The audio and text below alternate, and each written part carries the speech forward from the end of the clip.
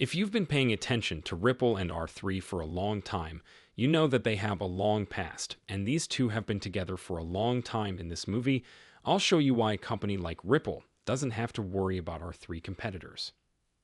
I want to show you why Ripple is so superior to R3, and there is a probability that if R3 wants to be in business in the future, they will adopt Ripple. They will have to accept a digital asset like XRP in the future, but I also want to discuss a story that Blackrock might switch from Bitcoin to XRP towards the end of the video, which was discussed on Twitter earlier today. I'll discuss it at the end of the film and tell you whether it's accurate or not. Make plans to attend because you won't want to miss it. I'd want to begin this video by briefly discussing what I heard from Alex Cobb earlier today. I used 3 words to define Brad Garlinghouse, and I said the best sort of CEO.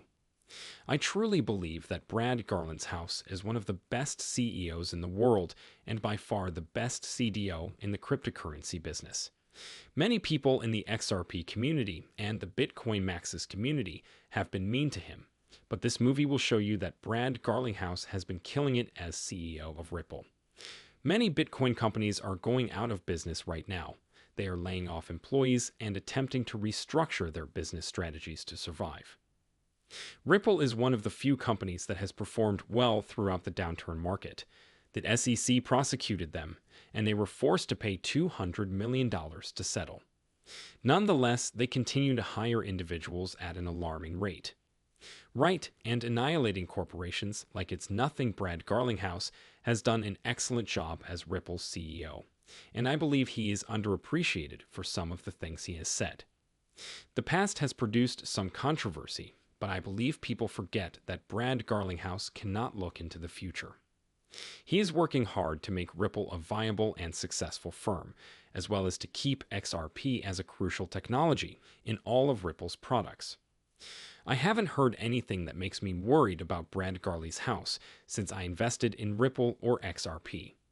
In fact, I think Brad Garlinghouse is one of my favorite CDs out of all the traditional companies I've invested in, and all the crypto companies and cryptocurrency projects I've invested in. I just wanted to say that because I think this guy gets way too much bad press. I believe he has been an excellent leader for Ripple. I believe he is one of the best people in the coin business, and his approach makes a lot of sense. Many people in this subject investigated banks and corporations.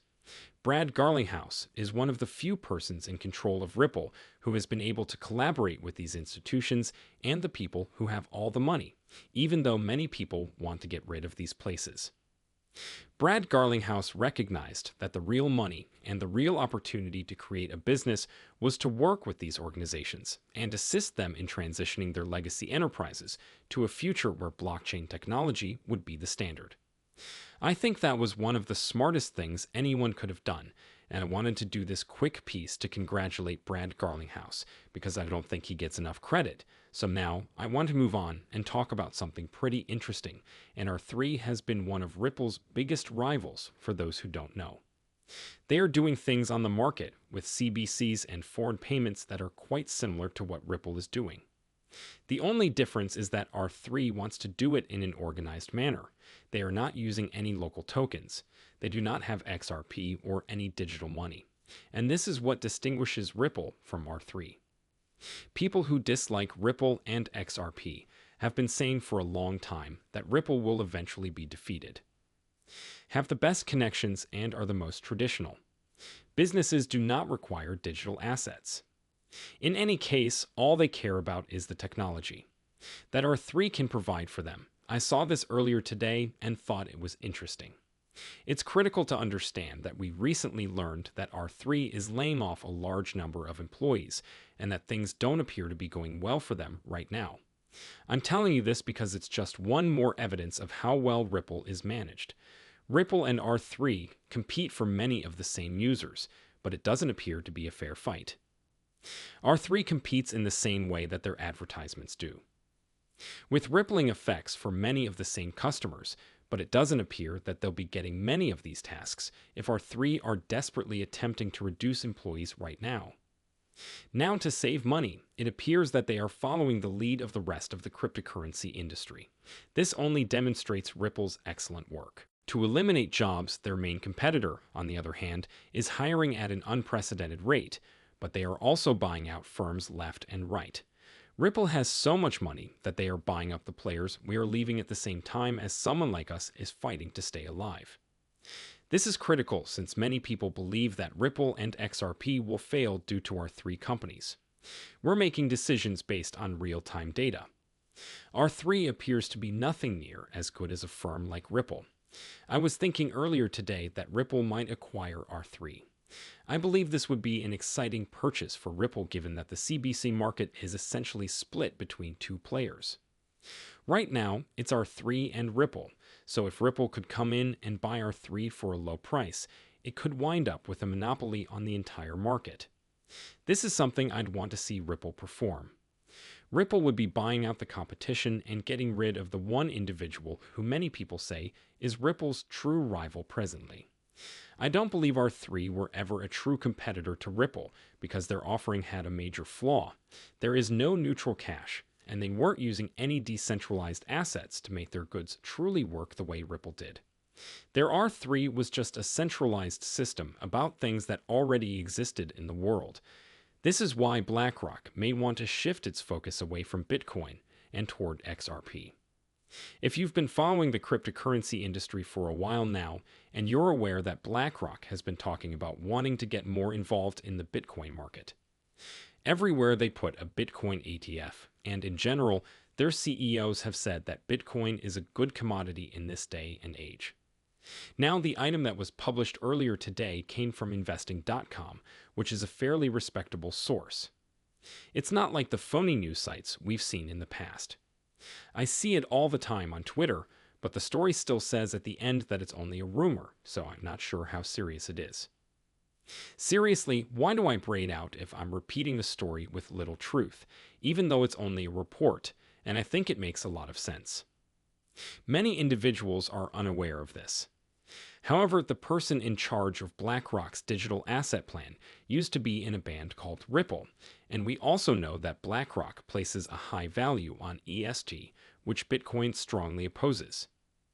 Bitcoin is strongly opposed to ESG, so all I'm saying is that even if this article is false and simply states, "Oh, it's a rumor, we heard some rumors," who knows? If they're true, I still believe in the concept. It makes a lot of sense, according to the rumor. I believe that as these large organizations become more involved in the area of cryptocurrencies, they will consider assets like XRP in the future. XRP offers the same advantages as Bitcoin, but is significantly faster and more efficient, and does not suffer from the same ESG concerns. We are rapidly approaching a world in which ESG is everything. I wouldn't be shocked if the tale in this article proved to be significantly true. After all, the head of BlackRock's digital asset strategy was a Ripple member. So it stands to reason that XRP will be on the top of their list as they become more active in the cryptocurrency industry and seek new goods and digital assets. These are the only things you need to know. What Ripple is doing is placing the XRP ledger next to the world's largest money and saying, here's this.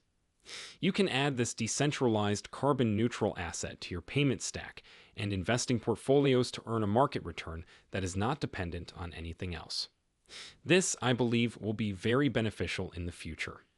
Ripple is putting the XRP ledger right next to banks and governments, which is the polar opposite of what other cryptocurrency projects are doing. Do you believe that when institutions decide to invest in these areas, they will turn to companies and assets who have been screaming, "We have to stop you. We have to wreck your enterprises and keep you informed to murder you so that we may take over where you are"? Companies such as Ripple will place the XRP record right next to them and say, this is a tool you can use to change your business and stay current with the space age. Our financial system is changing. This, I believe, is a rather straightforward response. I believe that XRP will be their most important acquisition and that it will not be long before genuine assets that solve problems and align with the goals of these institutions begin to migrate out of Ethereum and into the rest of the world.